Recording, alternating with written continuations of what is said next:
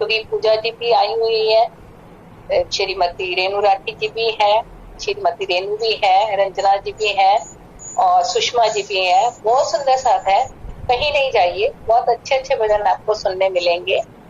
आपका मनोरंजन भी होगा। वाणी मंथन पहले आइए श्रीमती।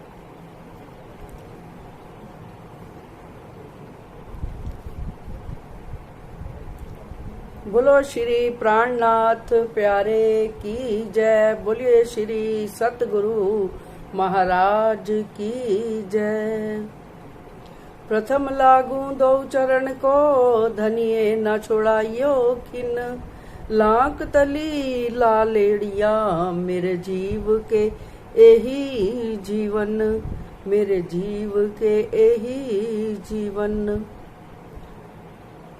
परम आदरणीय समस्त सुंदर साथ जी, आप सबके चरणों में मेरा सप्रेम प्रणाम। जैसा कि हम सब जानते हैं कि सारा संसार आज कोरोना महामारी से जूझ रहा है। लहर कम होते होते फिर से इसका विस्तार होना शुरू हो गया, तो हम सबको सावधानी भी बरतनी चाहिए। और सावधानी के साथ साथ इसका उपाय क्या है कि हम धनी जी की वाणी के चिंतन मनन में, उनके गुणों के गायन में, गुणानुवाद में अपना समय अधिक से अधिक व्यतीत करें और उनसे यही अरज विनती करें कि हे धनी, कि अब जैसे कि जब स्वामी जी श्री जी जागनी यात्रा करते हुए जब उदयपुर में सब सुंदर साथ के ऊपर शारीरिक कष्ट भी आया था, तो जो विरहा के प्रकरण उस समय उतरे थे, आज भी शायद हम सब यदि मिल करके उन प्रकरणों को प्रतिदिन एक ही समय कुछ निश्चित कर लें, यदि हम सब अपने अपने घरों में 5-5 बार ही उन प्रकरणों का पाठ करें राज्य के सामने अर्ज करते हुए, तो मेरे विचार से यह महामारी शीघ्र ही दूर हो जाएगी। सुंदर साथ की भी पीड़ा दूर होगी जो इस बीमारी को झेल रहे हैं, और सारा संसार भी इस बीमारी से मुक्त हो जाएगा। ऐसा मेरा मानना है, मेरा विश्वास है, और आशा करती हूँ सब सुंदर साथ हम इस पर विचार करके बाद में निर्णय कर लेंगे कि एक ही समय पर हम सब अपने अपने घरों में प्रातः काल, मेरा तो ये मानना है कि समय भी मैं निर्धारित करना चाहती हूँ कि 7 बजे, ज्यादा बहुत प्रातः हम नहीं सब उठ पाएंगे, अगर कोई नहीं भी उठ पाता तो 7 बजे हम बैठकर सब मिलकर 5-5 बार ही ये विरहा के प्रकरणों का पाठ अवश्य करें। सब सुंदर साथ के चरणों में मेरी ये प्रार्थना है।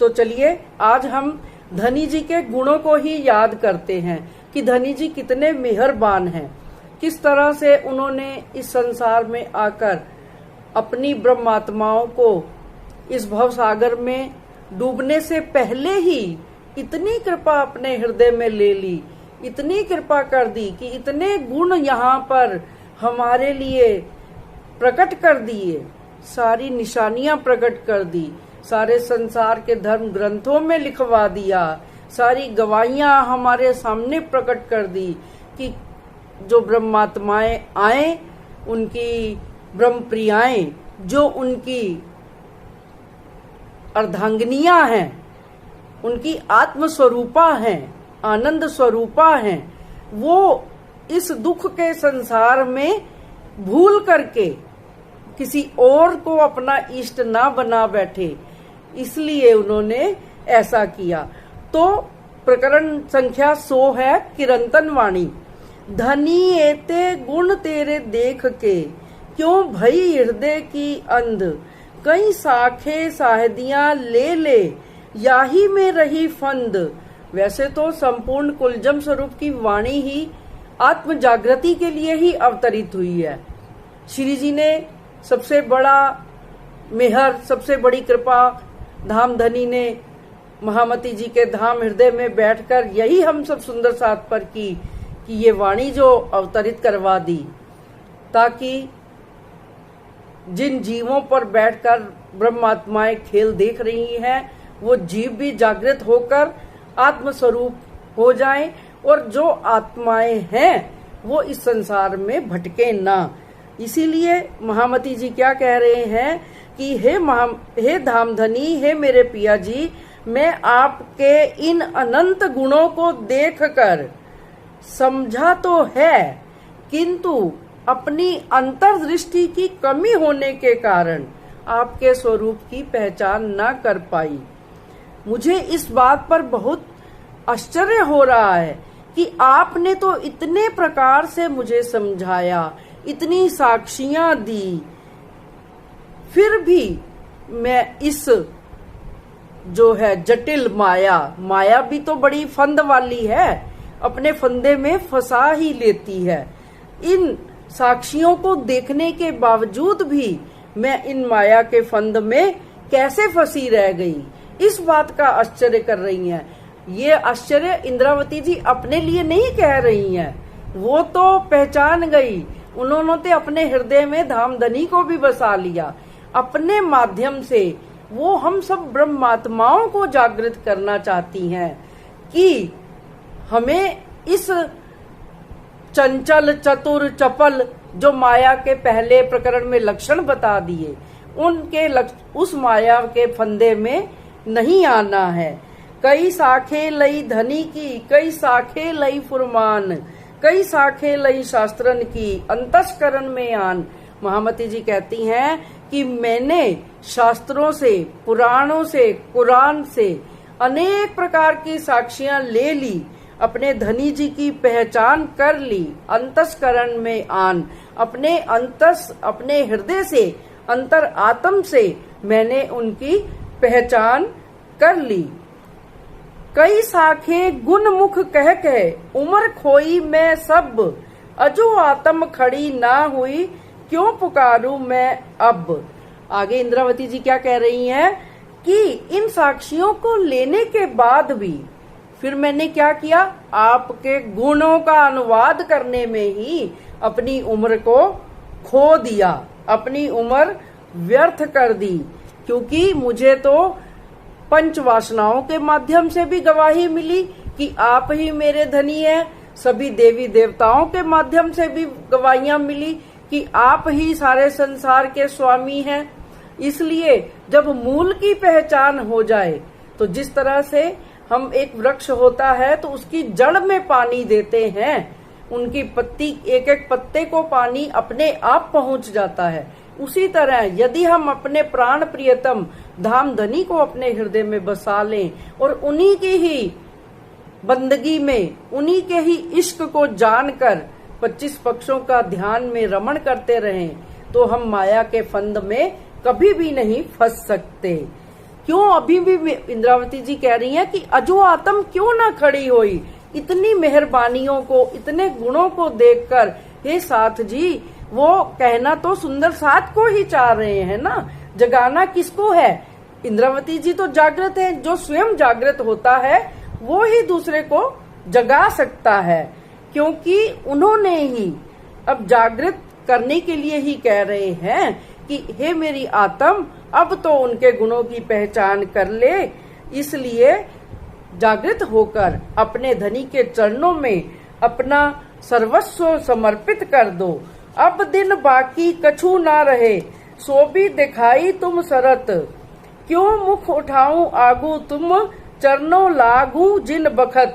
हे धामधनी, आपने तो हमें इस बात की भी पहचान करा दी है कि मेरे तन से होने वाली जागनी लीला में कुछ ही समय बाकी है। इंद्रावती जी सुंदर साथ को संबोधित करते हुए कह रही हैं, मुझे इस बात की बहुत चिंता हो रही है कि इस खेल के खत्म होने के बाद जब मैं मूल तन में जागृत होऊंगी, तो आपके चरणों में जब मैं मुख उठाऊंगी प्रणाम करने के बाद, तो मैं आपसे नजरें कैसे मिलाऊंगी। यानी कि पद्मावतीपुरी धाम में यह किरंतन अवतरित हुआ है सुंदर साथ जी, जब श्री महराज ठाकुर यानी इंद्रावती जी का अंतिम समय निकट ही था, तभी उन्होंने राज्य महाराज से इतनी बड़ी महामती की प्राणनाथ की शोभा पाने के बाद ये कहा कि मैं अपना वचन पूरा नहीं कर पाई, सब सुंदर साथ को, सारे संसार को अभी भी जागृत नहीं कर पाई। गुण धनी के गाते गाते गई सारी आरबल। इंद्रावती जी अपने बारे में कहकर हम सुंदर साथ को चेता रही हैं कि मैंने तो धनी का गुणगान करते करते अपनी सारी आयु और शक्ति, आरबल का क्या अर्थ होता है, अपनी सारी उम्र और शक्ति, शक्ति जो होती है गुण अंग इंद्रियों की जो शक्ति है, वो भी मैंने अपने शरीर की सारी शक्ति आपके गुणों का अनुवाद करने में ही, गुणों को गाने में ही बिता दी। अवगुण अपने भागते, उम्र खोई न सकी चल, और मुझे अंतिम समय तक भी अपने अवगुणों का पता नहीं चल पाया।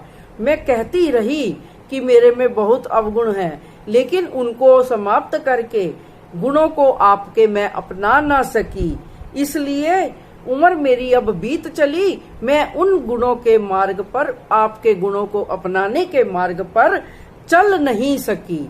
यही इसी बात का मुझे पश्चाताप है, क्योंकि मैंने तो धनी को वचन दिया था, पियो जगाई मोहे एकली, मैं जगाऊं बांधे जुथ। तो मैंने उस वचन को निभाने का प्रयास तो किया, लेकिन अब मुझे लग रहा है, क्योंकि सुंदर साथ जी जैसे ही हम आगे खिलवत, परिक्रमा, सागर, श्रृंगार वाणी पढ़ते हैं और जब सिंधी वाणी में आते हैं, तब भी इंद्रावती जी यही बात कह रही हैं कि मेरे को आपने प्राणनाथ तो बना दिया, सारे सुंदर साथ मुझे, सारे ब्रह्म सृष्टियां मुझे ही प्राणनाथ समझ रही हैं, किंतु मैं तो आपकी अर्धांगिनी हूँ, मैं अपने लिए कब करूं। रे रू तू उर्जी उम्मत माहे, रे रू कर कुछ अपनी के तू उर्जी उम्मत माहे। तो इंद्रावती जी कहती हैं कि मैं तो सुंदर साथ को जगाने में ही, आपके गुणों का बखान करने में ही अपनी उम्र बिता दी। अब हुक्म होए धनी सो करूं, मेरा बल न चले कछु इत, सुरखरू तुम ही करोगे पुकार कहे महामत। ये प्रकरण की अंतिम चौपाई है, 10वीं चौपाई। महामती जी कह रही हैं, बार बार धनी जी से विनती करके कह रही हैं कि मेरे धनी, अब जो भी आपका हुक्म होगा मैं वही करूंगी, इस माया में मेरा कुछ भी बल नहीं चल रहा है।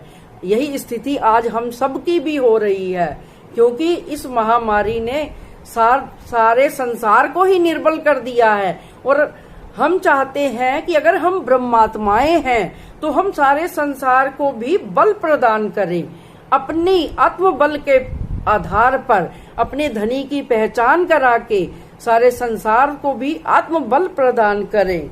महामती जी यही पुकार कर रही हैं कि मुझे तो इस माया से, इस माया के दोषों से, इन माया के क्या दोष हैं कि ये अपनी चंचलाई में, चतुराई में, चपलता में सबको अपने बस कर लेती है, भुलवनी में भुला देती है। क्यों कि सब मोह माया में भूल जाते हैं, सिर्फ अपने ही जो है देह के संबंधियों को ही अपना समझते हैं, लेकिन अपने आत्म संबंधी सुंदर साथ को भी अपना समझकर हम सब के लिए मिलकर प्रार्थना भी करें और धनी जी के चरणों में ये विनती, अर्ज विनती हमेशा करते रहें कि हे धनी जी, आप ही इस माया के कठिन समय में, इस माया के बंधन से हम सबको आप छुड़ाकर अपने चरणों में लगा सकते हो।